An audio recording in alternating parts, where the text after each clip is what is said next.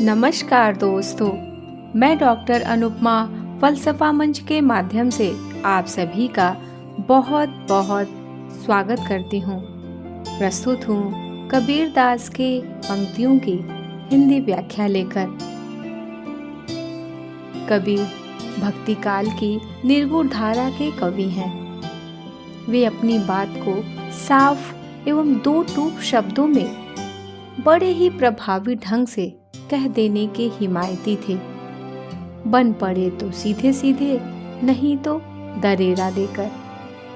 आंखों देखे सत्य और अनुभव को प्रमुखता देने वाले कबीर आज भी अपनी वाणियों के माध्यम से इस समाज, इस समय को सीख देते हैं। चलिए उनकी इन पंक्तियों का प्रारंभ करते हैं और उसकी व्याख्या के आधार पर यह जानते हैं कि कबीर की दृष्टि में भक्ति क्या है, कबीर की दृष्टि में समाज की सोच क्या है, क्या होनी चाहिए। संतो देखत जग बौराना, साच कहो तो मारन धावै। साच कहो तो मारन धावै, झूठे जग पतियाना। नेमी देखा धर्मी देखा, प्रात करे स्नाना। आत्म मारी पखा नहीं पूजै, उनमें कछु नहीं ज्ञाना। बहुतक देखा पीर औलिया, पढ़े किताब कुराना। कै मुरीद तदबीर बतावें, उनमें उहे जो ज्ञाना। आसन मारी डिंभ धरि बैठे, मन में बहुत गुमाना। पीपर पाथर पूजन लागे, तीरथ गर्व भुलाना। टोपी पहिरे माला पहिरे, छाप तिलक अनुमाना। छाप तिलक अनुमाना। बहुत ही सुंदर पंक्तियां हैं। इन पंक्तियों में कबीर समाज के बाह्य आडंबरों का विरोध करते हैं। वे मानते हैं कि समाज में ऐसे बहुत सारे लोग हैं जिन्हें अपने भीतर की ताकत को पहचानने का साहस ही नहीं है। ऐसे लोग अनजाने में इस दिखावे के, इस अवास्तविक संसार से रिश्ता बना बैठते हैं और वास्तविक संसार से आजीवन बेखबर रहते हैं।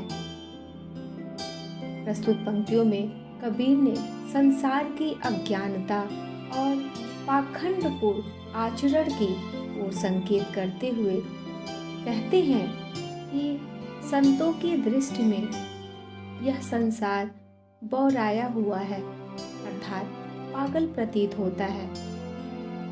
वे कहते हैं यदि कोई व्यक्ति सत्य बोलता है, सच्चाई के रास्ते पे चलता है, तो लोग उसका विरोध करते हैं। समाज ऐसे व्यक्ति को सहन नहीं कर पाता और उसे मारने या दंड देने को आतुर रहता है, आतुर हो जाता है। तो वहीं दूसरी ओर जो झूठे हैं, जो व्यक्ति झूठा है, पाखंडी है, उन व्यक्तियों को, उन लोगों को समाज आसानी से स्वीकार कर लेता है और उनका सम्मान भी करता है। कवि कहते हैं कि उन्होंने धर्म के ऐसे अनुयायियों को भी देखा है जो सभी नियमों का पालन करते हैं, धार्मिकता का आडंबर रचते हैं। कबीर कहते हैं कि उन्होंने धर्म के ऐसे अनुयायियों को देखा है, ऐसे धर्म गुरुओं को देखा है जो सभी नियमों का पालन करते हैं, धार्मिकता का आडंबर रचते रहते हैं। वे प्रतिदिन स्नान करते हैं, पूजा का दिखावा भी करते हैं, पूजा आदि करते हैं, लेकिन उनका हृदय सच्चे ज्ञान से शून्य होता है। वे धर्म के बाहरी आचरण को तो अपना लेते हैं, लेकिन सच्चे ज्ञान और आत्मबोध से वे कोसों दूर होते हैं। वे आत्मबोध के बजाय कर्म कांडों में ही उलझे रहते हैं। पुनः कवि कहते हैं कि उन्होंने अनेक धर्म गुरु देखे हैं जिन्होंने धार्मिक ग्रंथों पुराण आदि का अध्ययन किया है। वे दूसरों को धर्म का ज्ञान भी देते हैं। उनके अनुयायी भी उनका अनुसरण करते हैं, परंतु उनमें वास्तविक ज्ञान अर्थात आत्मिक ज्ञान नहीं होता। उनका ज्ञान केवल पुस्तकों तक ही सीमित होता है। वे बाहरी आडंबर, बाहरी दिखावे में फंसे रहते हैं और अपने अहंकार में डूबे रहते हैं। साधना और तपस्या का दिखावा करते ये लोग घमंड से भरे होते हैं। वे मूर्तियों और पेड़ों को पूजने लगते हैं और तीर्थ यात्रा के नाम पर भी अभिमान करने लगते हैं, अर्थात तीर्थ यात्रा को भी वो अहंकार से भरा युक्त मानने लगते हैं, बताते लगते हैं। तीर्थ यात्रा को भी तरह तरह की बाह्य आडंबरों से जोड़ने लगते हैं।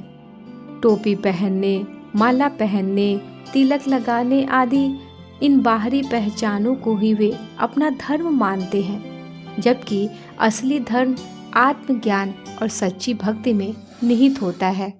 ऐसा कबीरदास जी का मानना है।